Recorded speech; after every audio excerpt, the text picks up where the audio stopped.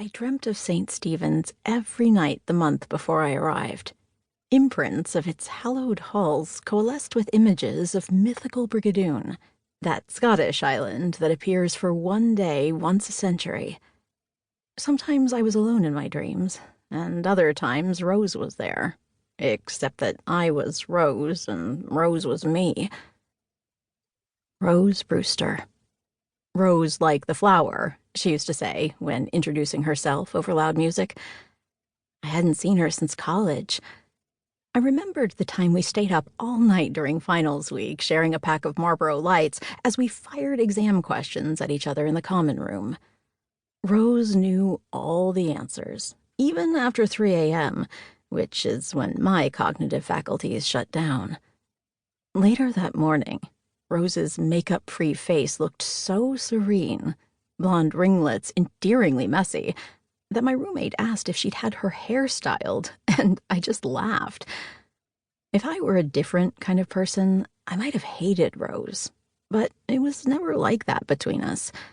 After getting an A on the test, she'd written to me that she wouldn't even have passed without our last-minute study session.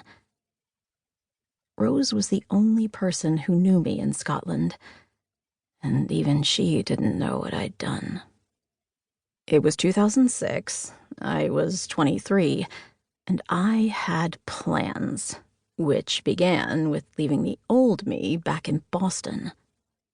On a damp afternoon in late August, I stepped off the train and into my new life. St. Stephen's is perched on a hill above the North Sea, granite bulwarks relentlessly battered below by raging, freezing water.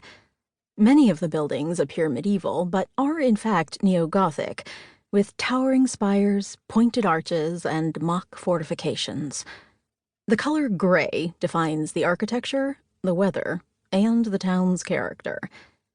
St. Stephen's is famous both for having been a center of the Reformation and for being home to the revered 600-year-old university. St. John's Quadrangle constitutes the oldest preserved part of the campus, where, on sunny days, students sit on benches flanked by ornate 15th-century buildings and watch the ivy crawl up and down the facades.